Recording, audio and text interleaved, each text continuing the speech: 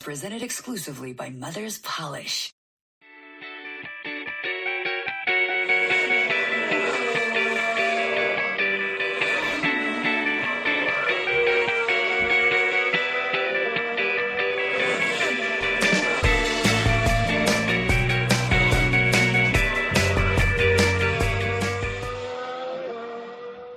Welcome back for another edition of the Slipstream podcast, where we're bringing you all the juicy Formula One content each week. I'm your host, Brady, and we've got the whole crew with their DRS wide open joining me in the Slipstream for this week's episode. Good evening, fellas. In this week's episode, we recap all the key moments from the past week in Formula One and what a week it was. From Seb's retirement, Porsche joining Formula One, George's first career pole, and an exciting Hungarian Grand Prix with oh yes, another Ferrari strategy blunder. Hey boys, how we doing? Doing well. All good to things. see y'all again. Busy weekend. I don't know about you guys, but I feel like summer break may have come at just the right moment. In the past 7 days, there's so much that's happened in Formula One. It's honestly hard to keep track of all of it. And there's so many places we could start. But if you know anything about this group, there's really only one place to start. So let's start with arguably the news of the week. And oh my, was this music to my ears? Seb's retiring. Yes, Sebastian Vettel is retiring from Formula One at the end of the 2022 season. So Cole Trickle, let's get your thoughts. Did we see this coming? Sadly for the sport, Thursday morning, Sebastian Vettel officially announced his retirement. It does honestly feel like it's been coming over the past couple seasons. So before the Seb shade train leaves the station here in the Slipstream, I would figure I'll try to make a case for why Seb should be in the top 5 all-time driver list. He actually made a joke a few years back that when he finally did join social media, that he would probably be retiring. Well, he delivered on the comment. Official profile appeared Wednesday night and set the Inter F1 webs on fire. Everyone was wondering why, after years of avoiding social media, he had finally decided to go public. And then after hours later, there was a stool that was just a video of a stool on his Instagram. And Seb appears. I hereby announce my retirement from Formula One by the end of the 2022 season. Unbelievable. He later spends a little time saying that he's going to spend more time with his family and raising his children. We know he's going to be saving bees and trees. And he's apparently into cooking bread, he talks about in his little his departure. He's a lover, he's a leader, he's a good human. And honestly, he's grown into such a fan favorite over the years, but it didn't always come easy for him.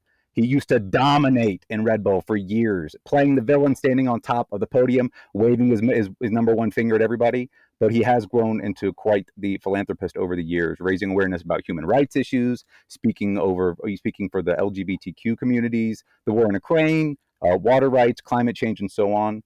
He has always been the first to speak up in the drivers' meetings about right and wrong. And even a couple weeks ago, he got fined for storming out of one of the drivers' meetings. So he's actually the director of the Grand Prix associations, and the drivers like Daniel Ricciardo and Valtteri Bottas have openly spoken about saying that hopefully he stays in that role even into retirement because of his dedication and integrity to the sport. I could honestly probably spend an entire podcast on the respect that I have for Sebastian Vettel, but I'll just hit a couple key points just to make sure I hammer this home. He is the youngest ever pole sitter. He's scored the most poles in an F1 season, which is 15. The most wins in a season, 13. He was the youngest F1 winner up until Max broke that in 2016. He's got the most wins in a row with 9, 4 Grand Slams. And for those of you who don't know what that is, that means he got pole, he led every lap, awarded fastest lap, and won the race. He's the youngest ever world champion. He scored a total of 122 podiums, 53 wins, and 4 world championships. Let's not forget the riding the scooter and waving to the crowd in Melbourne after FP1, after abandoning his AMR 21 on the track. His multi-map 21 with Mark Webber in the 2013 Malaysian Grand Prix. The Ferrari walk like an Egyptian podium. He can name you every F1 champion in reverse order. So there are tons and tons of great Seb moments over the years. And just to kind of finish up on Seb, at the end of his video, he does say, the marks I left on the track will stay until the time the rain washes them away. So here's you, Seb.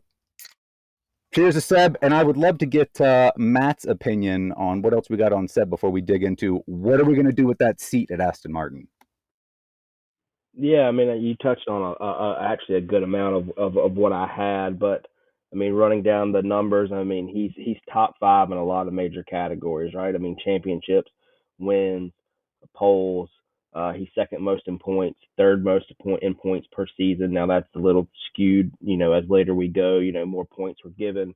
Third in podiums.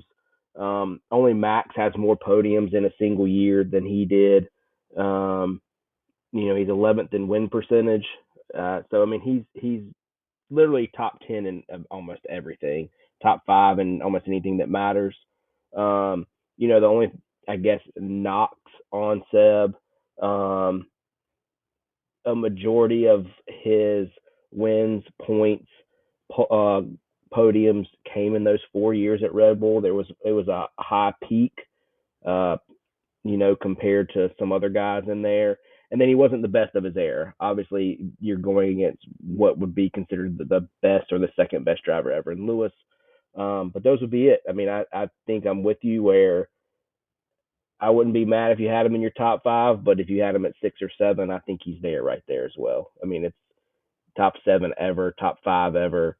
You're pretty much you can't, nobody's battling with you there. And Austin's kind of our resident uh, guy on Red Bull and all things that, and historian on that, and I'll go to him with some of those things. Wasn't his first win not even in the Red Bull main car? Wasn't it in the support sister team, AlphaTauri Yes, at Monza? Correct. He Yeah, like beautiful drive. so he had the first win for the entire Red Bull franchise, not even in their marquee vehicle. I think one thing we can all agree on is Seb's got a pretty long list of accomplishments, and there's no doubt he's one of the greatest of all time. For me, this is more of a philosophical question, right? And I almost think he deserves a little bit of credit when realizing that maybe his time is up, at least being at the front of the field, right?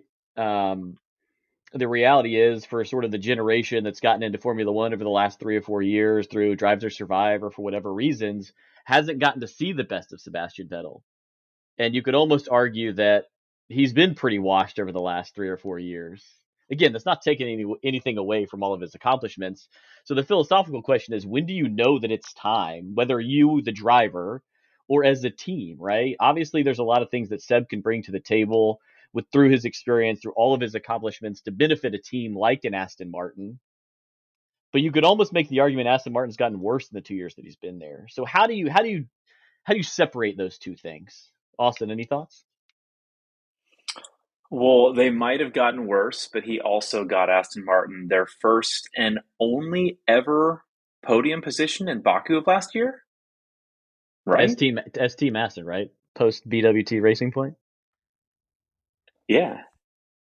So I don't know. I mean, Seb is definitely a great driver. I think we in the States have kind of been on his decline. Like we haven't really seen him at his peak back, we really weren't getting much exposure to them back before probably 17, 18, 19.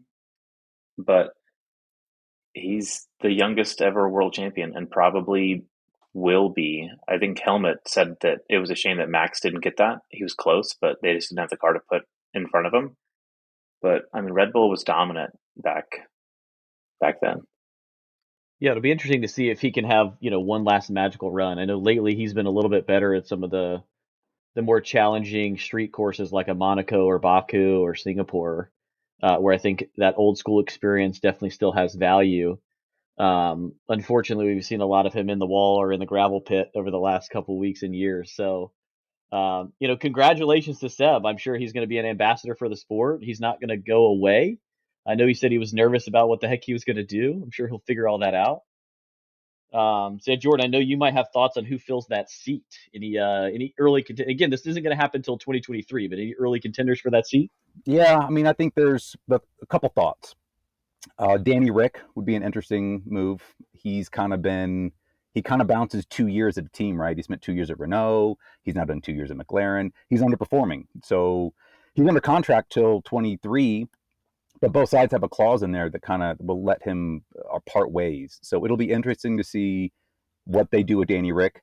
Mick Schumacher also, I think, could be an argument for it. I don't know if that's very possible with being a Ferrari driver, but Seb puts in a good word, right? I mean, that you go down that road. Nico Hulkenberg, you can always bring back the Hulk. Nick DeVries, he is always in the talk as well. I think there's a lot of talk, but I don't know. I mean, who really? The honest question is, who wants to drive for the Stroloviches? Who wants to drive for them? They finished in the constructors like fourth and then seventh. I'll probably get a few of these wrong. They bounced back and forth. They made their as worst that they've ever been as a team ever. Before the Strolovich family took over, they were a mid-level team. Who wants to drive for Aston Martin now? Well, here's my question. I'll ask Barrett or Will to chime in on this. Lawrence Stroll, love him or hate him, he's invested a lot of money in that team. I know they have a new wind tunnel coming and a whole new race facility. So are they just bad because their drivers aren't good enough? Is it that simple? Or is there something else broken? Yeah, I think it's something else broken. I don't think Seb's a terrible driver. You've also got Lance. Yeah, I mean, that's where it's always going to be a problem with the money. Just put a driver in because he's back in the team because it's financial. So are they kind of getting hurt by just taking the money and having Lance in there and not having the best two drivers paired up? I don't know. I think I wouldn't want to drive for Aston Martin, but again, I think any seat in F1 is a seat that anybody would jump to if you're in racing. So I don't think it's like people just don't want to drive for them just because they're mid pack.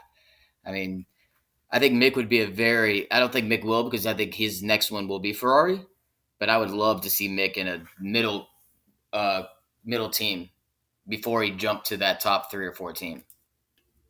Matt, you want to add something here? Yeah, I mean, you made the comment that the team's gotten worse since Seb has become a driver, but it's really kind of gotten worse since Lawrence Stroll owned the team. And he doesn't even copy other teams well.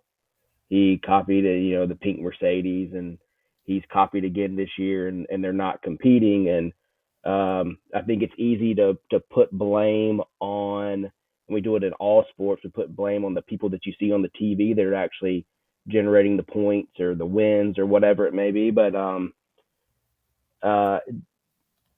just because he's a billionaire doesn't mean he's good at everything he does. I think we put this thing on billionaires as a whole when they come into sports. Well, they're so smart, they've done so much, they've been so successful in business or real estate or whatever it may be, and they can't keep up in sports.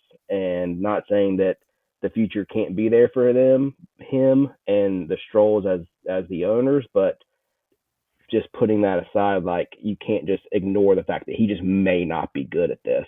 He may not be a good owner, and there's plenty of them out there that were successful in other ways and just can't hack it in the sports venue. And so far through his first, few years, he hasn't been able to do that as an owner, as a leader for Aston Martin. Yeah, I think we would all probably agree that the intent there wasn't to blame Seb. It was just more of curiosity. If you know that sort of your time is limited, especially in a sport like Formula One, I'm sure we would all agree that Lawrence deserves most of the blame in this scenario. So, yeah, good on Seb. Happy for him. Hope he finishes the year strong. It'd be nice to see him sneak in maybe one last podium and increase his historical record book a little bit. The news of the week, one other interesting tidbit that came out, and Cole, I don't know if you have any comments on this, but there's been a lot of rumors about Porsche joining Formula One, especially with the partnership with Red Bull. And I think it became official, or the rumor became official. What's going on there? What does this mean? And honestly, why should we care? I don't have lots of information on it. The rumor is that it's a done deal being announced in next week, that Porsche will acquire 50% of Red Bull Technologies. things will change over the years that they acquire of power units and who's building. And so I don't know all the ins and outs, but the Moroccan government let the documents out after all the applications had processed. So that's how everyone kind of got a sneak peek of this is official. This is definitely happening. So official news should come out next week, but it'll be Porsche Red Bull, 50-50 owners, and I'm excited for it. I don't really know what it means for Red Bull's long-term plan, but it is exciting to get Porsche back in the sport. Cool. I think it's interesting too, if you look at kind of historically with Red Bull, a handful of years ago, they were Renault. They brought Honda back in, got Honda their first win in decades. Then they kind of split with Honda, established their own Red Bull powertrain, which is still operated by Honda. Everything I think is kind of given to them, and they kind of package it, map it, throw it in the car. That's just a lot of engine providers over the last handful of years. So it'll be interesting to see what Porsche can do. I know that the 2022 vehicles are homogenized right now. There's a small update in performance they can do on the engines this year. But it would be interesting to see what it looks like over the next year or two, what else can change, and what Porsche might be able to bring other than a lot of money. I think it makes sense to make a car company a leading partner and owner in something. Like Red Bull doesn't sell cars. Red Bull sells really cool experiences, and hey, you can also buy their energy drink. But I think it's a probably a good partnering long term. It's just, what does that look like? And I don't think we'll learn that for the next coming weeks. I have a question. Is it Porsche or is it Porsche? What do we think? It's Porsche for sure. Is it Alpine or Alpine? Where do you live? Depends on where you live. Okay. Is it Charles or Charles? The garage. Yeah, I think I would be fascinated to poll our listeners and see how many of them actually know what homogeneous means. I'm not sure if we're working with the tip of the spear here in terms of intelligence on this podcast. So, but yeah, sticking with you here for a second, Austin, we can roll into practice, featuring sort of a little segment with you called technical tidbits. There was a lot of, like every week, or at least in the day and age of 2022 and the new regulations, there seems to be teams bringing new gear to the track week in and week out. We're here in the U.S., so our fellow countryman Team Haas, has been waiting all season long to add any upgrades. So they debuted the first of their upgrades this season so far, and it looked a lot like the Ferrari, especially with the side pod. So I'd love to get your input on that. Also, Aston Martin, I know we spoke a little bit about them, but they had a very unique interpretation of the regulations around the rear wing, and wanted to see if you thought that had any interesting thoughts to share there, and see if that ultimately panned out and was a success. Yeah, I think Gunther Steiner said it perfectly when someone was asking, what it really looks like a Ferrari, and he's like, well, I'm not going to copy a Williams. Like, you're going to copy the car that's doing the best. Asterisk with that, right? They have the potential to do the best, and we might get into that later. But I don't know. We're at the, our fandom is kind of at the new regulation for the first time ever. We've only been kind of watching and listening for the last handful of years. So I think as you get towards the end of an era when we came into the turbo hybrid, all of the cars really look the same. There's minimal gains that are able to be made, and there was no budget cap. So a lot of the teams would try to copy the top, team or top two or three. You might have had things like the F duct or the DAS or anything else that might have given someone an edge, that were double diffuser, that were banned from the sport. But I think with the budget cap, with the CAD, wind tunnel, all of those things, you're going to just see what other teams are doing well, and you're going to try to take it and copy it and do better with it. So Haas, honestly, it's smart. There's nothing wrong with taking a picture, understanding what it looks like, aesthetically, and then replicating in a wind tunnel and seeing how it does. And Haas has 40% more wind tunnel time than Ferrari does. But, only time will tell if the car pans out or not. So here's a quick question on that. I know that the pink Mercedes, there was controversy around certain parts that were copied from Mercedes. So clearly, there's a spirit of competition in Formula One where they at least take influence from their competitors. Is there a list of features or parts that you can copy and features that you can't? I think, as you mentioned, Gunther basically said, yes, of course we copied Ferrari because they're, a partner of theirs from an engine manufacturer perspective. And it looks a lot like the Ferrari. It's just red, white, and black. So what can you copy? What can you not copy? So the last couple of years, they've started making standardized parts that all of the teams are provided by a third party. I think fuel pump is one of them. There's a handful of parts that just everyone is given from the same manufacturer. And in the spirit of competition, you're really able to, learn someone else's playbook and see kind of what else they're doing. But I think going back to the purple Mercedes part, the reason why they got in trouble is because they received a schematic, one, but two, they replicated a part that was hidden in the wheel, in the brake. And it was an identical match to what the brake cooling system was. And the only way that you would know what that truly was is if you had a schematic. And that's what kind of got them got them in trouble with that copying. But no, you're going to see it up and down. The cars are going to kind of probably pick two different concepts. You're going to have the really big bucket side pods like Ferrari, and then you're going to have the minimal side pods like Mercedes is trying to do, and then you kind of have that really deep in cut at the flooring like Red Bull does. Look at last year. You had really low slammed cars, long vehicles like Mercedes, and then you had a short wheelbase, high rake Red Bull that was nose down. That was why it was so agile in low speed corners. So I got to go to our boys in Wichita for a minute. Because if you ask me, the Ferrari and now the Haas both have kind of that hourglass figure, right? I mean, they look good. And our Wichita boys are a little closer to the single life than we are for the most part. So just want to just give them an opportunity. What's not just color wise, but what's the best looking car on the track right now? I love the AlphaTauri. Yeah, I mean, AlphaTauri and McLaren definitely got that battle won by miles, I think. It's unfortunate how bad AlphaTauri has been this year, how beautiful that car is. But, McLaren and AlphaTauri are definitely winning that battle by a long shot. I think AlphaTauri messed up with not having the white wheels this year. That was a huge... AlphaTauri seems a little bit like that meme that's going around where it's like she's a 10 butt, and then their butt is like qualifying P19. Like, it looks so good. It would look a lot better.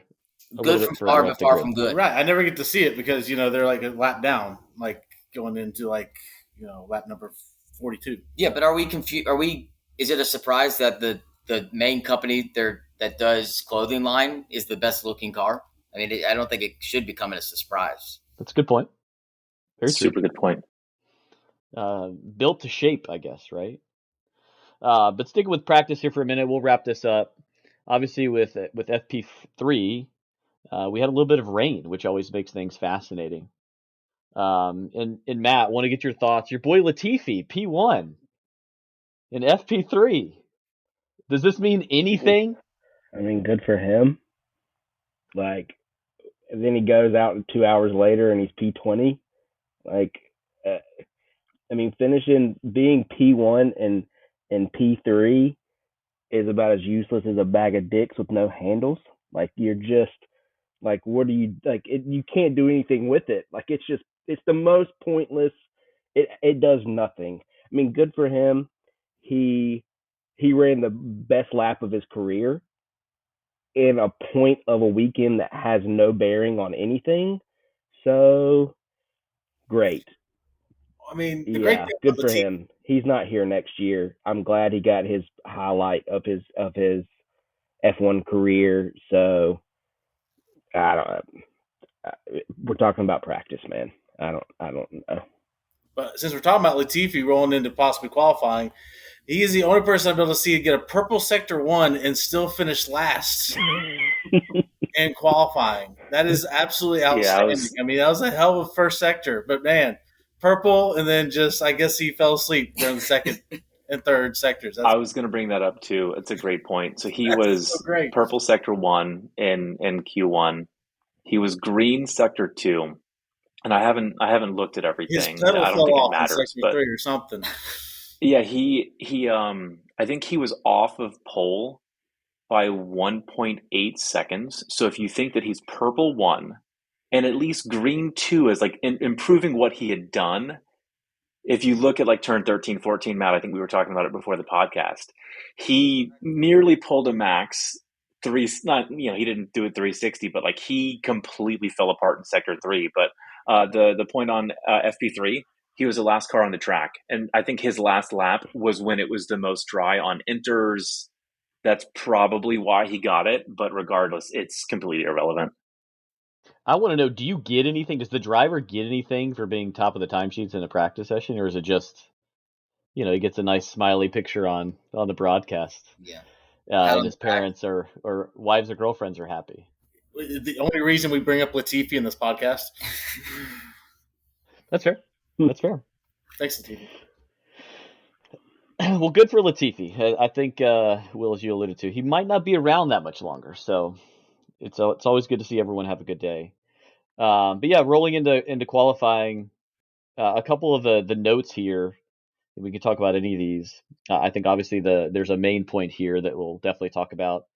AlphaTauri, both drivers out in Q1, Checo out in Q2, and the highlight of the day obviously was George's first career pole. It seemed to come out of nowhere.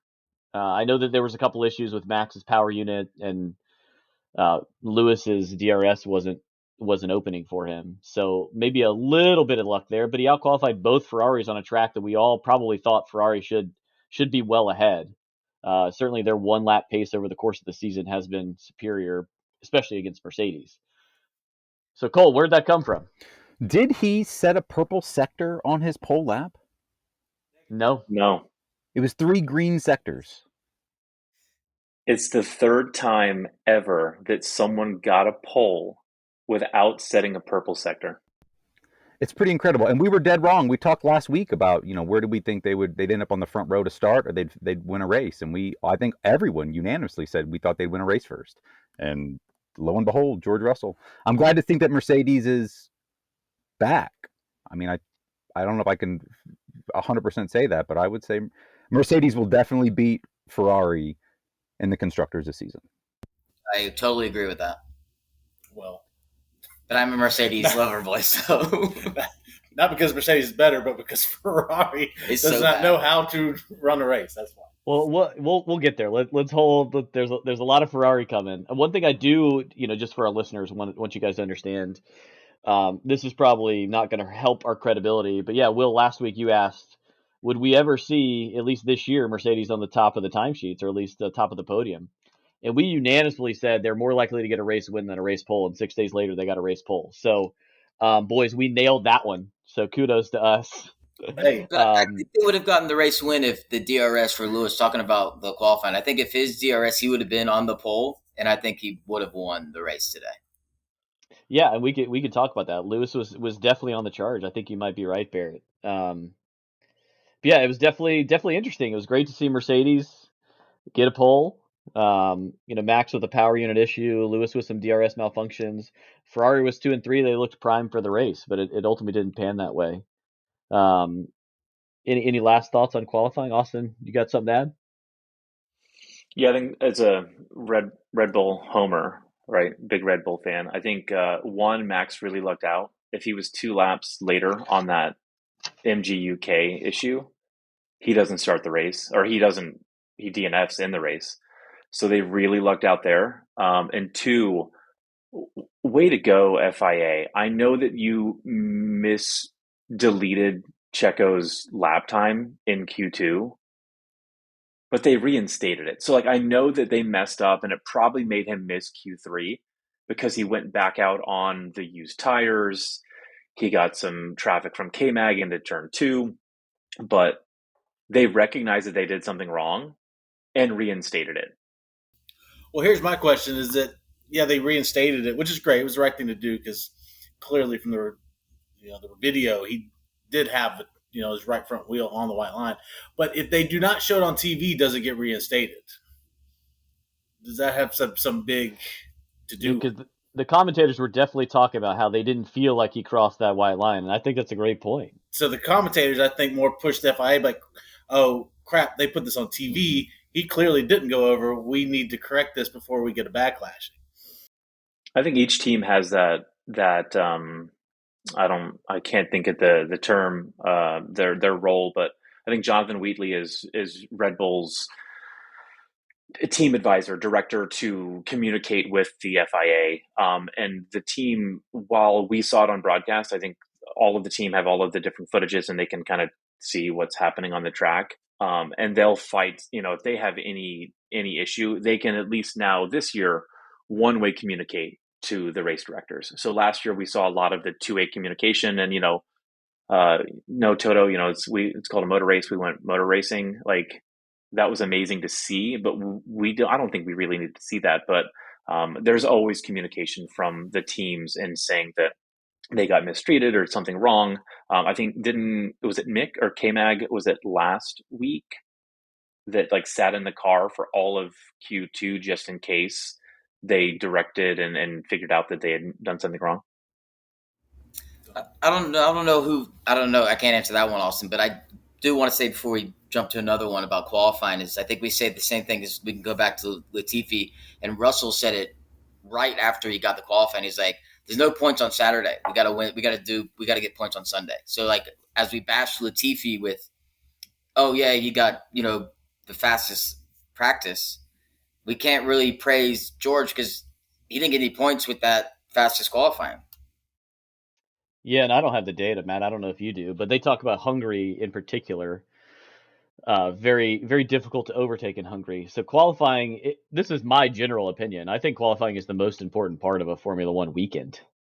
Obviously the race happens and things can change throughout the race, but I think Hungary, again, I don't know the exact stats, but Hungary, if you could pull, the odds of you winning the race are much higher than at another track where overtaking is more of an option. Unfortunately, that obviously didn't pan out for George today, but he didn't, to your point, Barrett, he didn't necessarily win points, but he definitely set himself up to score a lot of points.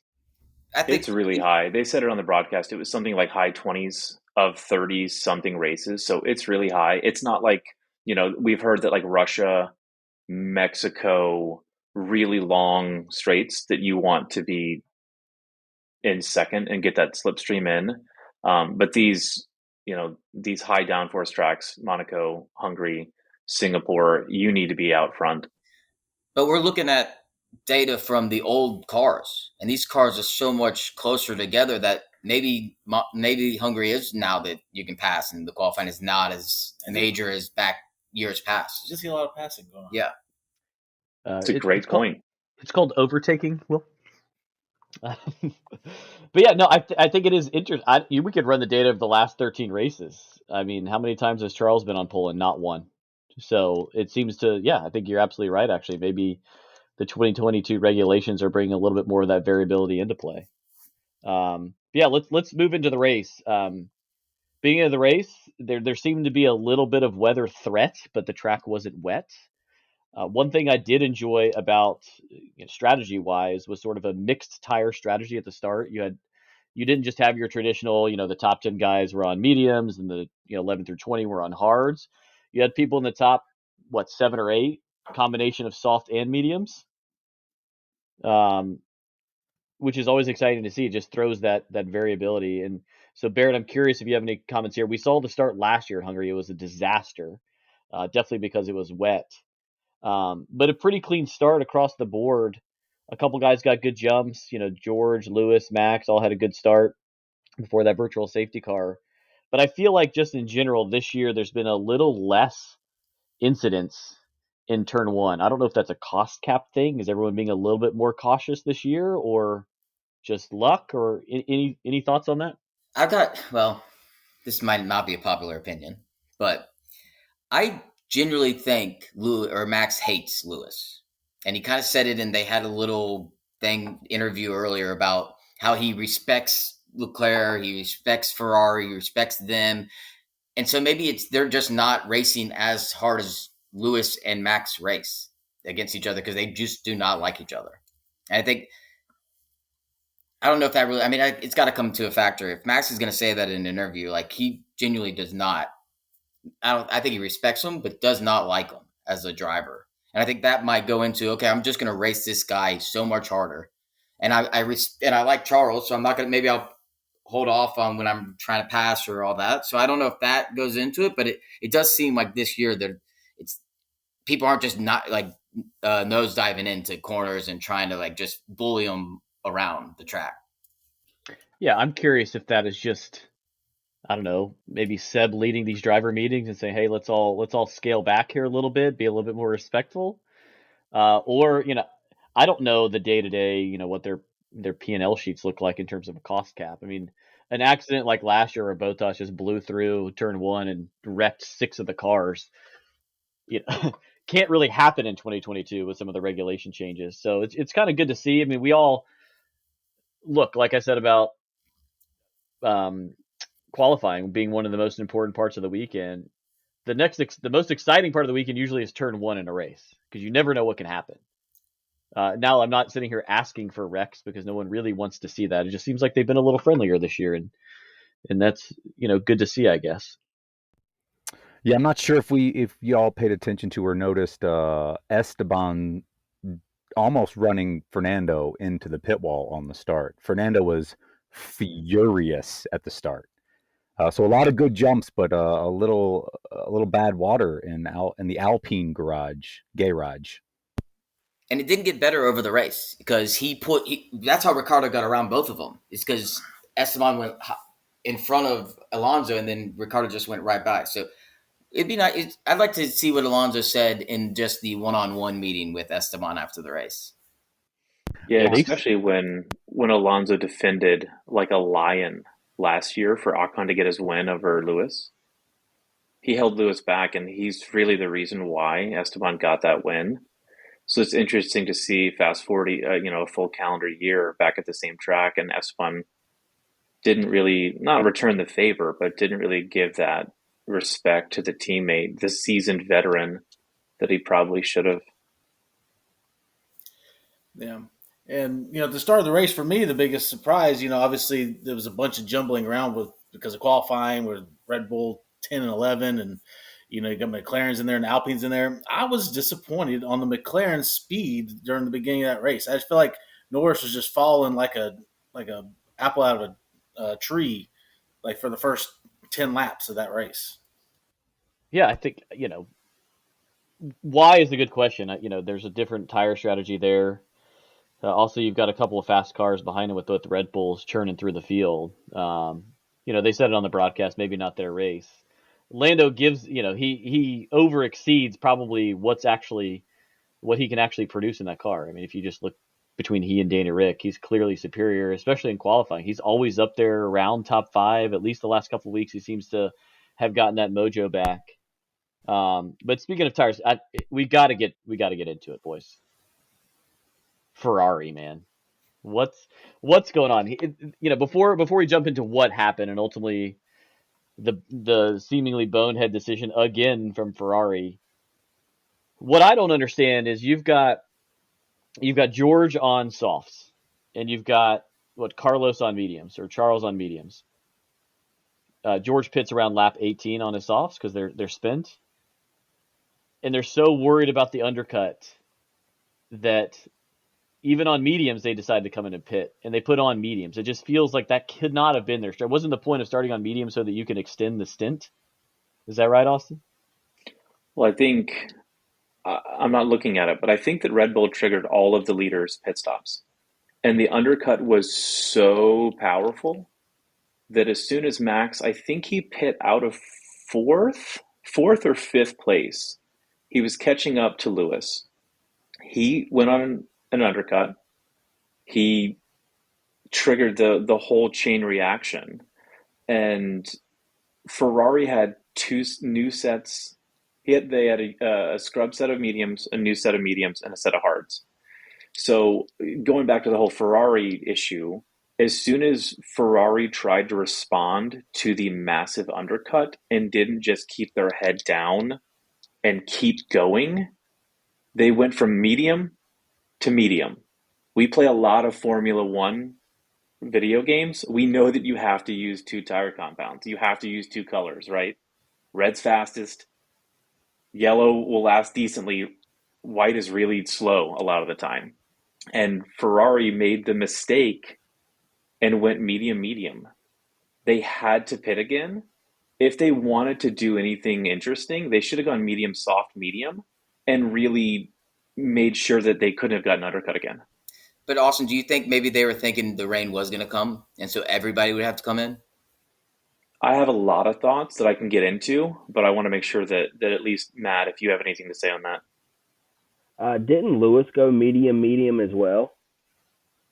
I mean, he went medium. He pit maybe a couple laps after Ferrari, but he was able to extend his second stint of mediums almost 12 laps, 10, 12 laps longer than they did on their second to be able to get to those softs. And it was almost like they felt that they couldn't make those last any longer than other teams are making softs last.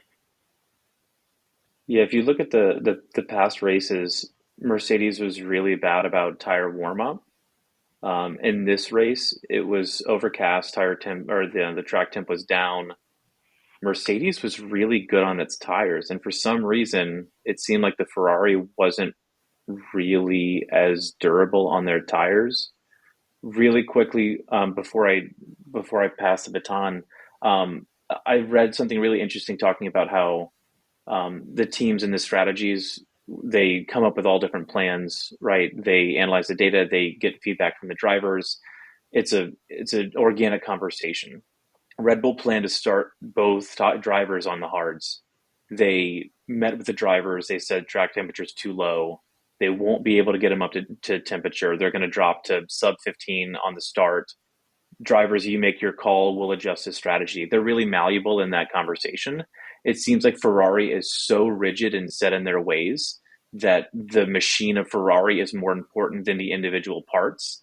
I don't think the drivers have any control, and it's a spinning out of control quickly. Well, I totally agree with you, Austin, 100%. And, a lot of them said, the hards felt horrible. They did not feel good. But the thing that kills me is that not only did the drivers come back and say, but Pirelli, it wasn't even a option of a tire compound usage for the race, medium, hard. Like it wasn't even close to, optimal time usage for tires. And then you have Alpine out on the track, and I think Haas out on the track on hard, struggling while this is going on. How do you still make that decision? Even you're so scared of the undercut that you're saying we're going to get those tires up to where they need to be, or are you just? I don't, Brady. I mean, what do you think? I don't see how you could possibly still make that decision. Well, that's where I always find it fascinating, the way that the race is produced, right? I mean, you've got the commentators who are very knowledgeable about the sport, basically telling us for 20 minutes that the hards suck, and then Leclerc comes in and puts on hards, and we're all, I mean, look, we're amateurs here for the most part. We're all sitting there like, what just happened? And of course, it happens to Ferrari. That seems to be the theme of the season, really. I know we talked about it a little bit in last week's episode, is that they keep getting in their own way, and they did it again. Ferrari's the Cleveland Browns of F1. They are the Cleveland Browns of F1. You got hard to argue with that. This leads to something that we have a little bit of fun with. And Matt, this is your baby. So something we want to introduce weekly on the podcast is something called the Massey Moment. So Matt, I'll let you introduce it and let us know a little bit about that. But this Leclerc segment definitely falls in this category. Yeah, I mean, the Massey Moment is the Massey as in mistake and screw up indicator. So it kind of gives a scale 1 to 5 of how bad of a screw up did somebody make.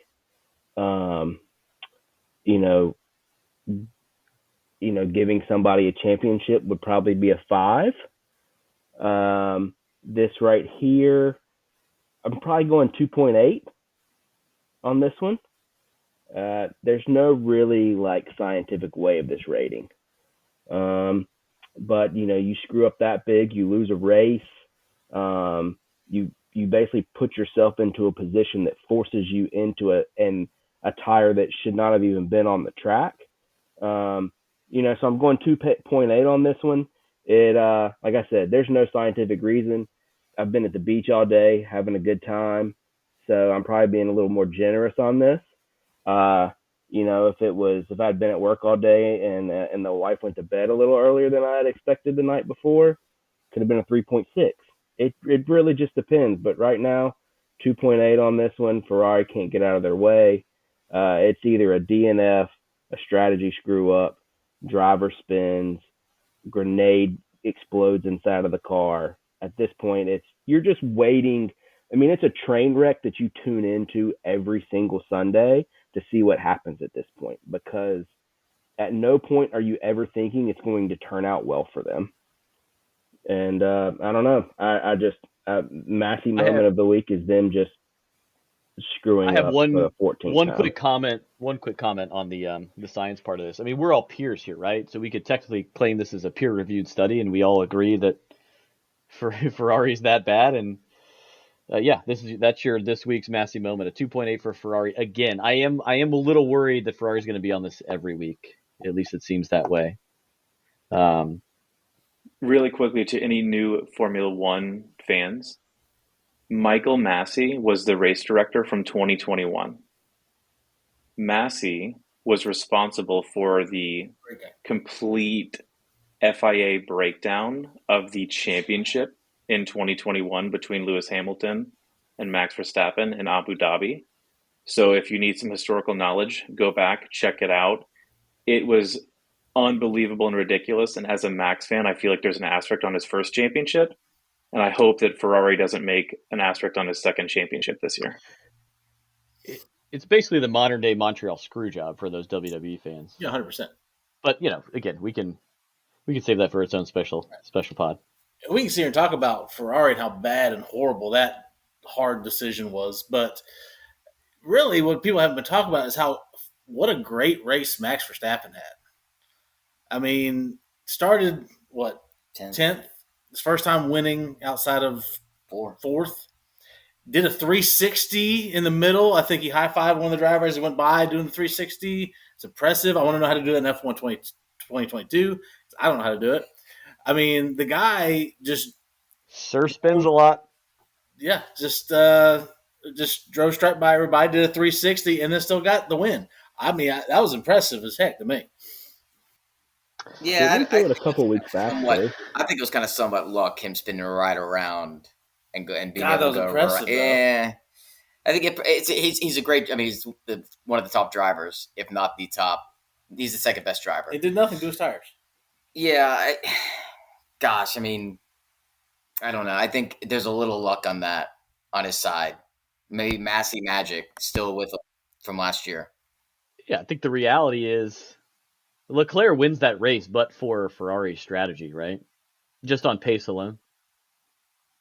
That doesn't take anything away from the Max. data Max showed that he was right? Slightly faster. He was, I think, the analytics came out afterwards. It was like 36 thousandths faster than Max.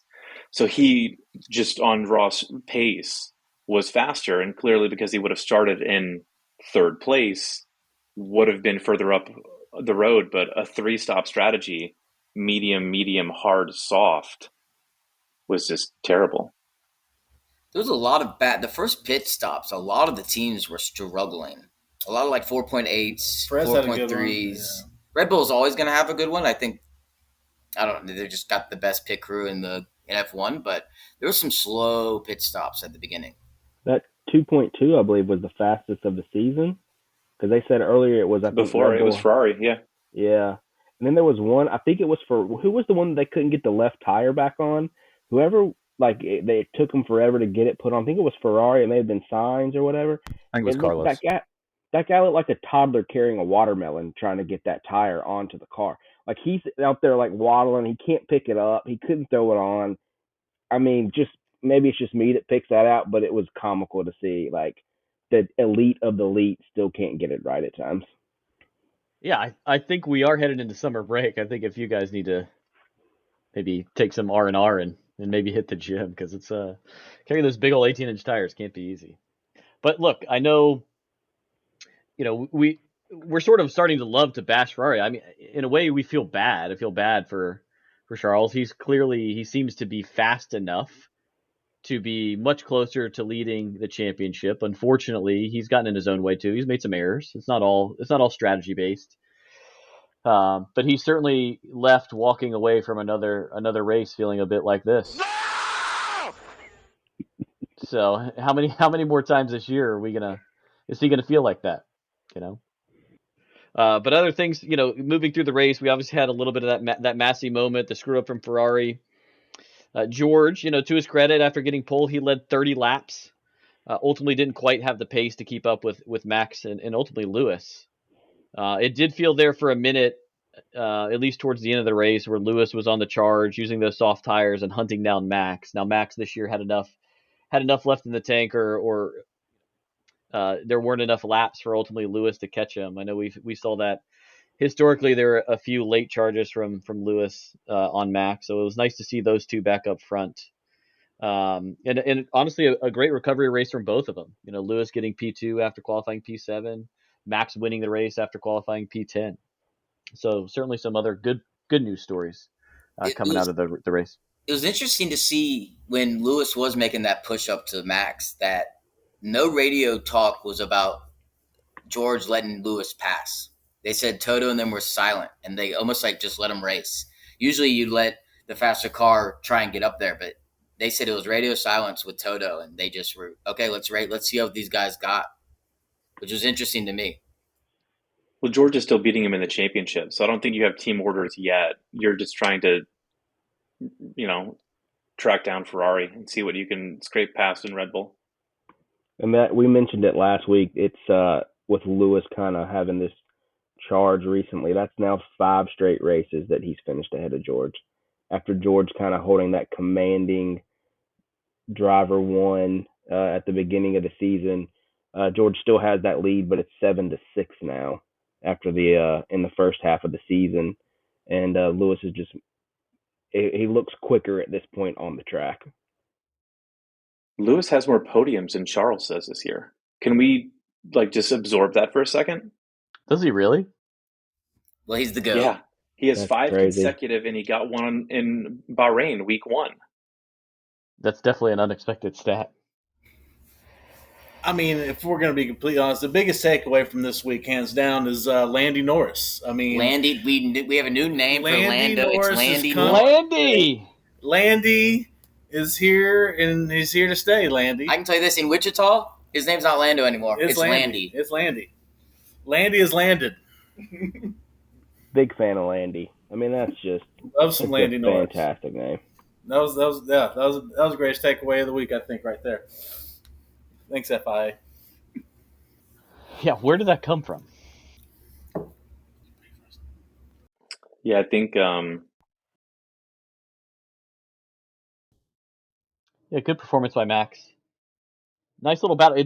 It did feel a little bit like for the first time all season, Checo wasn't really in the race, but he was close enough where you've got the top 6 that all seemingly had a little bit of a chance to win. I know personally I've been hoping for a 3-team battle. Last year was very much a 2-team battle. This year seems, for maybe the first 10 races, was a 2-team battle, but I think maybe coming out of the break we're gonna have a real battle between Ferrari, Red Bull, and Mercedes, and that'll be nice to see.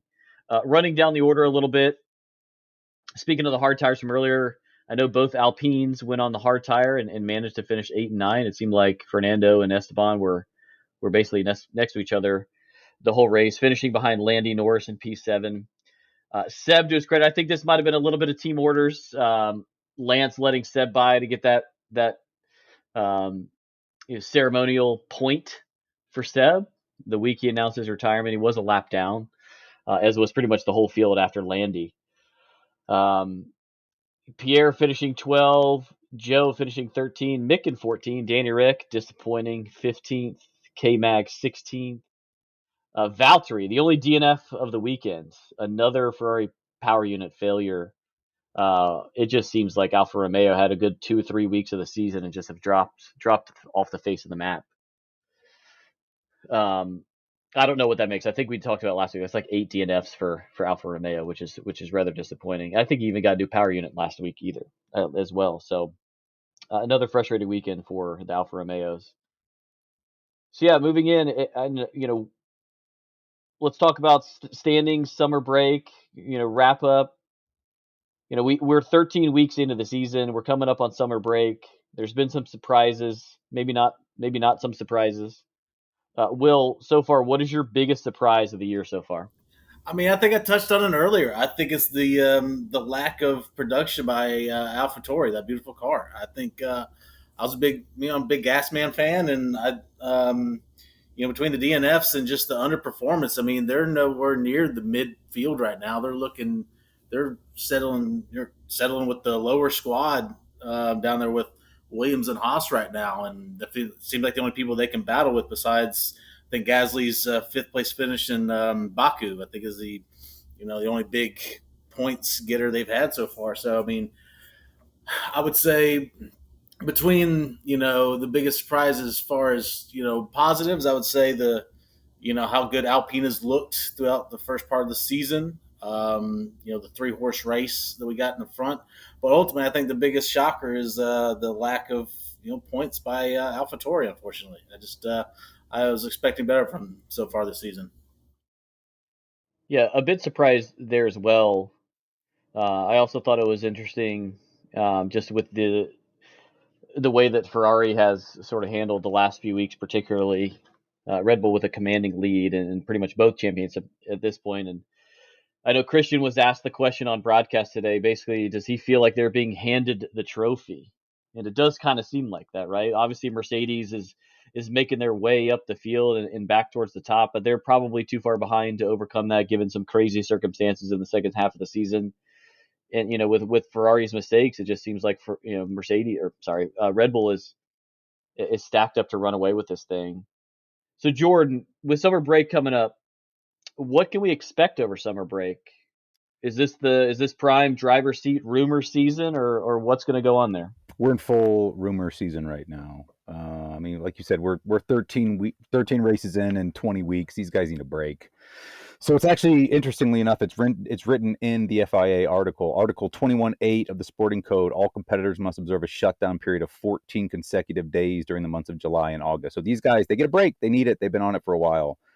So seat rumors. I mean, we talked last week briefly on Fernando really getting his elbows out and working hard for that seat. The rumor is he's going to keep that Alpine seat for another 2 years, which puts him at 43 years young at the end of that contract. So I feel like it gives some of us old guys some hope, but that would be huge for the sport and exciting for Fernando to get another 2-year deal out of it. But summer break here, sad for us fans, but the teams desperately need it, and hopefully we can get some more seat talk here in depth in the next week or two. Excited about it.